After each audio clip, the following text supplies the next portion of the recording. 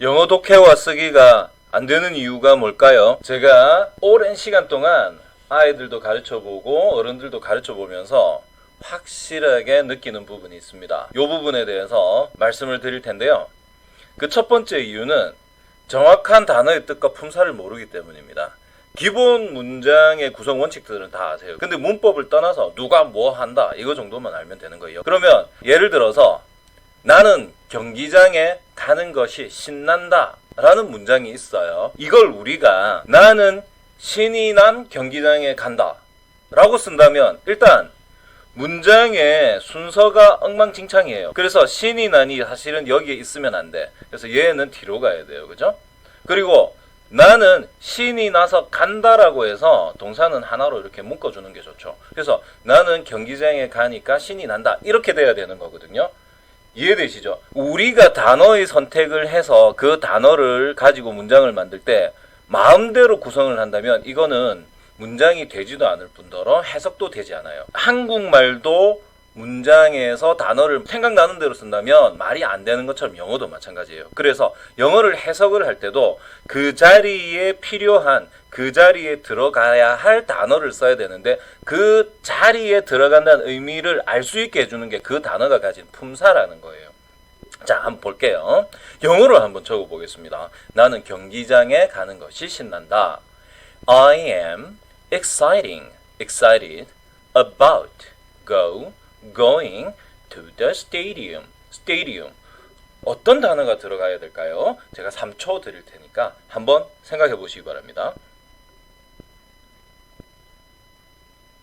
자, 생각하셨나요? 같이 한번 정답을 찾아보도록 하겠습니다. 첫 번째 문장입니다. I am, 나는 입니다예요. 그죠? 우리가 독해할 때 이렇게 한단 말이에요. 나는 입니다. 뭘 얘기하는 겁니까? 뭐 한 상태입니다. 라는 얘기를 해줘야 되는 거거든요. 그러면 뭐 한 상태입니까? 라고 했을 때 exciting 하고 excited의 차이점이 뭘까요? 자, 한번 보겠습니다.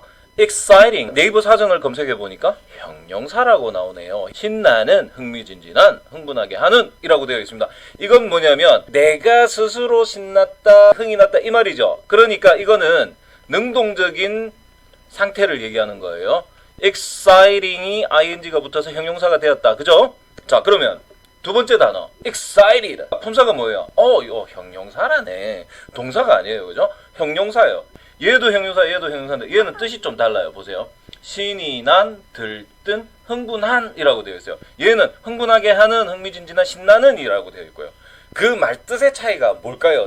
얘는요, 신이 났다라, 신이 나고 흥분하게 되었다라는 거거든요. 그러니까 어떤 원인에 의해서, 이유에 의해서 흥분하게 되었다라는 거예요. 얘는 그런 거 없이 그냥 지 혼자 신났다 이런 뜻이에요. 그럼 이 둘 중에 우리가 어떤 걸 써야 될까요? 이 문장, 나는 지금 경기장에 가는 것 때문에 신이 난 거잖아요. 이유가 있잖아요. 그러면 그 이유가 있기 때문에 두 가지 형용사 중에서 이유에 의해서 흥분하게 된 수동의 의미를 가지고 있는 excited를 쓰는 거죠. 이해되셨죠? I am excited. 그래서 독해를 할 때도 얘는 나는 신이 나게 된 상태입니다. 라는 뜻으로 해석을 해줘야 돼요. 정확한 의미를 알아야 돼요. 두 번째, go를 쓸 거냐, going을 쓸 거냐예요. 문장에서 보시면 am excited about죠. 그죠? about가 품사가 뭘까요?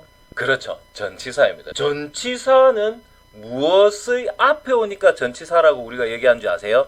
앞전자를 쓰거든요. 그렇지. 명사 앞에 오니까 전치사라고 하는 거예요. 그러면 go는 우리 너무 잘 알죠. 동사예요. 동사. 그죠? 가다라는 뜻이에요. 명사로 쓰면 차례라는 뜻이거든요. 그래서 여기서는 차례가 아니에요. 그죠? 명사 아니야. 동사로 쓰인 거야. going은 보니까 명사나 형용사라네요. 명사로 쓸 때는 떠나기래요.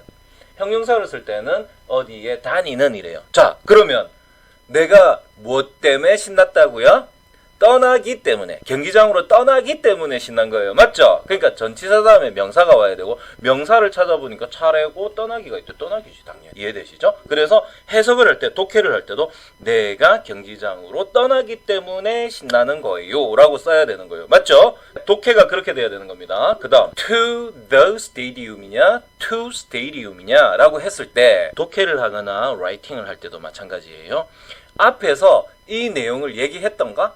그 경기장을 얘기했던가? 라고 한다면 꼭 집어서 얘기하는 거기 때문에 여기서 나오는 그것, 그라는 뜻의 정관사 또는 형용사의 뜻을 가지는 더를 써줘야 돼요. 그런데 그렇지 않고 그냥 뭐 포괄적인 경기장을 얘기한다면 쓰지 않아도 되겠죠. 근데 얘가 신난 이유는 야 우리 경기장 갈래? 가자라고 해서 그 얘기하는 거잖아요.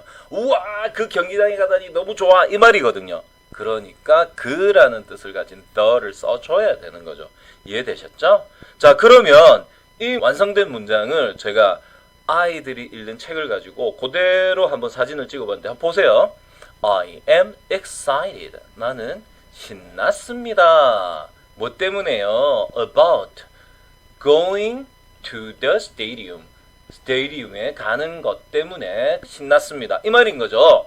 그쵸? 그래서 독해를 할 때 의역으로 해서 경기장 가니까 신난다 이렇게 하면 물론 좋습니다. 근데 그건 정확한 뜻을 알고 나서 그렇게 의역을 하는 게 좋아요. 그래서 처음 영어 공부를 할 때는 내가 신나게 되었습니다. 이유와 원인이 있었구나라는 걸 알 수 있는 문장으로 독해를 해야 되는 거고 그 다음에 어디로 그것이 언급되었다면 언급된 것에 대해서 정확하게 표기를 해주는 더가 있음을 이해를 하고 그 경기장이라고 얘기를 해줘야 돼요. 그래서 그 가는 것 때문에 명사로 해석을 해줘야지 가니까 뭐 이런 식으로 해석을 해주면 안 되는 거야. 그래서 가는 것 때문에 가는 것으로 인해서 신이 났습니다 라고 독해를 하는 거예요. 이 독해가 이렇게 정확하게 이루어지게 된다면 어떻게 될까요? 내가 라이팅을 할 때도 그 문장을 명확하게 해석을 해서 그 해석대로 적을 수 있게 되니까 라이팅도 자연스럽게 이어지는 거예요.